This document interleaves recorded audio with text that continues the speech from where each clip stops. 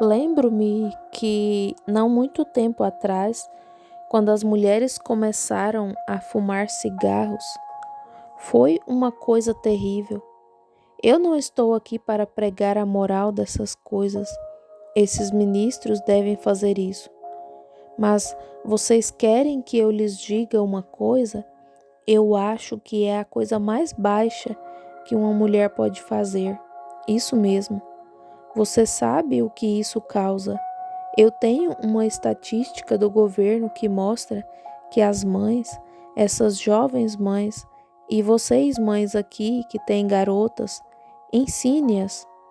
Ora, eles alegaram que as mulheres, agora, eles já têm provas e coisas, e vocês já viram na revista Reader's Digest e em todos os lugares o câncer em maços.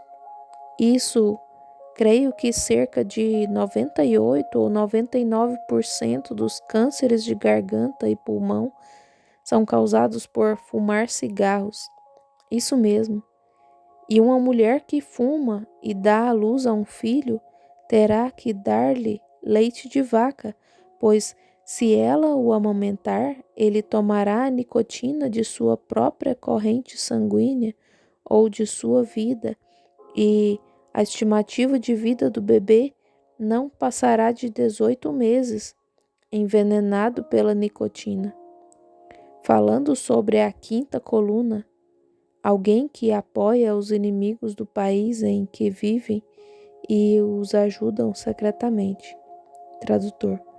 Nós a legalizamos aqui mesmo na América. Alguns momentos antes de irmos jantar, creio, algo assim, eu ouvi uma transmissão pelo rádio dizer: eu esqueço quantos milhões. Havia 500 mil empresas de cigarros na América. Quantos elas vendem por dia? Deem-me o dinheiro que é gasto em cigarro em um dia desta pequena cidade, Palm Beach, e eu enviarei missionários ao redor do mundo por um ano. Calcule a quantidade. E quanto ao uísque, à cerveja e tudo mais? Então você fala sobre comunismo. É aí onde está. Bem, Deus me perdoe.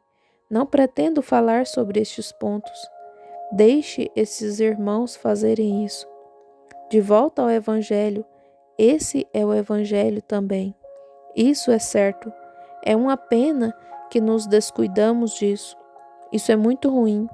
Começou no púlpito. Vejam, eu não estou condenando vocês, estou condenando a estes aqui em cima. Que comece do púlpito. Veja a maneira que eles fazem e continua entrando gradualmente, vai abrandando até entrar e ele os apanha. Quantos se lembram há muito tempo quando as mulheres se vestiam decentemente e usavam roupas que pareciam naturais e pareciam damas? Vocês lembram disso? Você não consegue diferenciá-las agora. Eu peguei um ônibus aqui não faz muito tempo com uma mulher. Eu não sabia que ela era uma mulher. Eu me acomodei lá. Eu era um guarda florestal. Foi durante a guerra. Ela usava um macacão, boné de soldador elétrico, cigarro no lado da boca, e eu estava sentado ali e meu braço estava sobre ela assim, e nós estávamos em muitos no ônibus. Ela estava discutindo como um marinheiro e ela discutindo como um homem e tudo mais. E eu fiquei olhando para o cigarro. Eu a vi. Ela seguia falando assim e ela disse: "Oh, querido." Eu pensei: será que pode ser uma mulher? E olhei para ela novamente e eu disse: "Senhor, onde você está trabalhando?" Ela disse: "Estou trabalhando no estaleiro." Eu disse: "Sim, senhor." Ela disse: "Eu não sou um senhor." Eu disse: "Peço perdão." Eu disse: Você não poderia diferenciar apenas olhando." E ela disse: "Assim, simplesmente vestida como um homem, e você sabe que a Bíblia diz que uma mulher que veste uma roupa que se pareça com a de um homem é uma abominação para Deus. Você sabe que as Escrituras dizem isso, é a verdade. E vejam, jovens moças, se vocês deixarem todas essas coisas de fora, ficarão muito mais bonitas. Isso mesmo. Apenas peguem um pouco de Tiago 5,14, misturem um pouco com João 16, juntem tudo e misturem. Essa é a melhor maquiagem que vocês já tiveram. É isso certo? É verdade. Deixem-me dizer-lhes algo, mocinhas que estão crescendo. Se sua mãe faz isso, envergonhe-a. Mas olhe, houve apenas uma mulher em toda a Bíblia que se pintou. E você não se pinta para ver a Deus, você se pinta para apresentar-se diante dos homens. Posso provar pela Bíblia que qualquer mulher que corta o cabelo, existe um direito legal à vista de Deus de que seu marido se divorcie dela. Cabelo, essa é a Escritura. Agora, se você não crê, deixe sua pergunta aqui amanhã à noite e eu mostrarei para vocês. Isso mesmo, isso mesmo. Mas o que fazemos? A Bíblia diz que é uma coisa vulgar e pecaminosa para uma mulher orar com o cabelo cortado curto. Isso mesmo. E mesmo assim vocês colocam toda essa maquiagem. Mas o que isso faz, amiga? Apenas uma mulher fez isso. E você sabe o que Deus fez com ela? Ele alimentou os cães com ela. Então, se você vir uma mulher usando isso, diga: como vai, senhorita, carne para cachorro? E isso é exatamente o que ela era. Deus a deu aos cães. Jezabel, você sabe que você não quer ser uma de suas filhas, mas eu não culpo você. É porque é uma tradição. Isso é repassado direto e é uma desgraça. Agora, essas coisas eram permitidas no púlpito. Não é à toa que você não pode ensinar cura divina e coisas do tipo, não é verdade? Não se admire que você não pode. É uma pena. É verdade. Não é de se admirar que eles tenham. Deus queria amor. Deus queria santidade, amor, cooperação. Mas hoje somos sectários. Minha igreja não crê nisso. A minha faz isso e a minha faz aquilo. Aqui, há não muito tempo atrás, uma jovem em nossa cidade, nós tivemos uma jovem lá no tabernáculo. Ela parecia meio antiquada, eu acho. Ela penteava seu cabelo para trás, tão puxado que seu rosto brilhava. Ela era uma dama. E então havia outra jovem que pertencia a uma igreja muito importante e, irmão, ela era bem selvagem. E ela ia aos bailes e seguiu assim por muito tempo. E ela costumava se encontrar com essa pequena dama que vinha para a igreja e ela disse: você sabe qual é o seu problema? Disse: é aquele pregador louco que vocês têm lá em cima. É isso. Disse: ele acredita em todas essas coisas. Disse: eu não prestaria atenção nisso. Ela disse: não é o meu pregador, é o meu Senhor que está em mim que me diz para não fazer isso. Vê?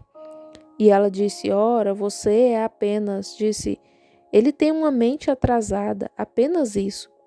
E ela disse: você quer dizer que meu Senhor tem uma mente atrasada? Ela disse: não importa o que meu pregador diga. Ela disse: meu Senhor, em meu coração, me diz que as mulheres devem vestir roupas modestas. Vê? E ela disse: e essa garota zombou dela e na escola ela sempre zombava dela. Então essa jovem da outra igreja se tornou uma garota muito importante em sua igreja. Francamente, ela se tornou professora da escola dominical. E por acaso a menina do meu primo frequentou esta escola dominical, O que eles tinham de manhã era sobre o encontro da noite anterior, e assim por diante. Aos 15 minutos eles tinham que sair juntos, então a moça saiu com um jovem que carregava um pequeno frasco no bolso. De repente ela começou a ficar esgotada e ficou doente. Os médicos chegaram tarde demais. O Sr. Perkins, que trabalha para a companhia funerária Coutts, é um bom amigo meu. Ele trabalha para a Vising Motor Company em Jeffersonville agora. Mas ele trabalhava na época para a funerária Coutts. Ele era um embalsamador. E essa garota ficou muito doente. Eles chamaram o médico e o médico não pôde fazer nada por ela. Ela tinha uma doença venérea e estava muito avançada. Nada poderia ser feito.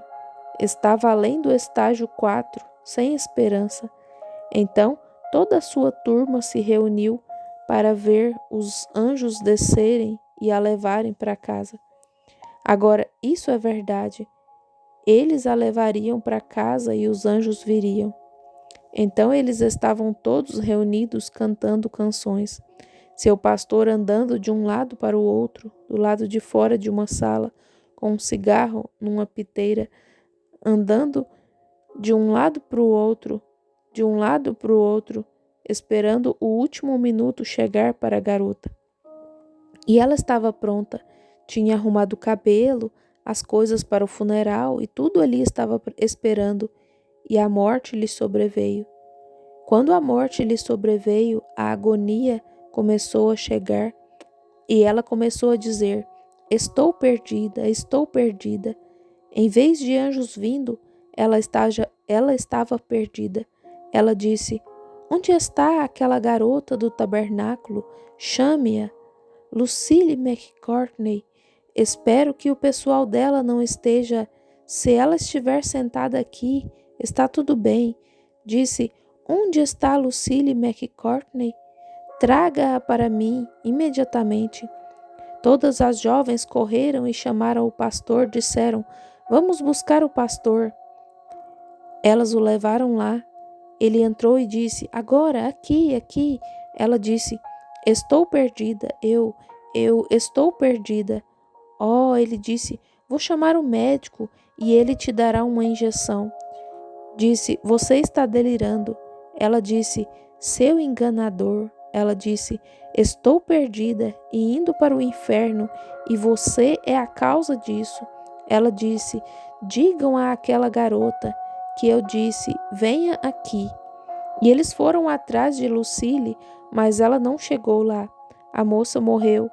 E quando eles foram, o Sr. Perkins foi embalsamar seu corpo, colocar os tubos, disse que continuava bombeando o líquido. Uma jovenzinha, e eles observavam o líquido. Ele colocou um galão ou mais e o líquido continuava saindo.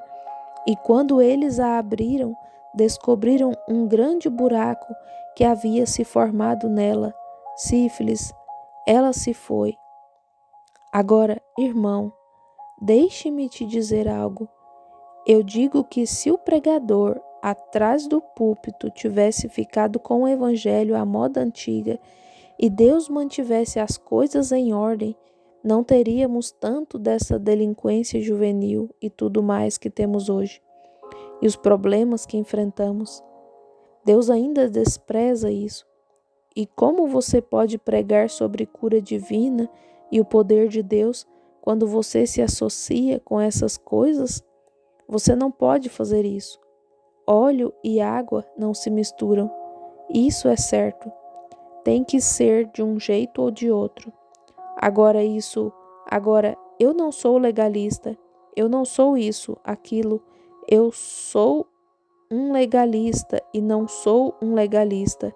Eu sou um cristão, isso mesmo, vê? E não estou tomando partido, mas estou dizendo o que o Evangelho diz.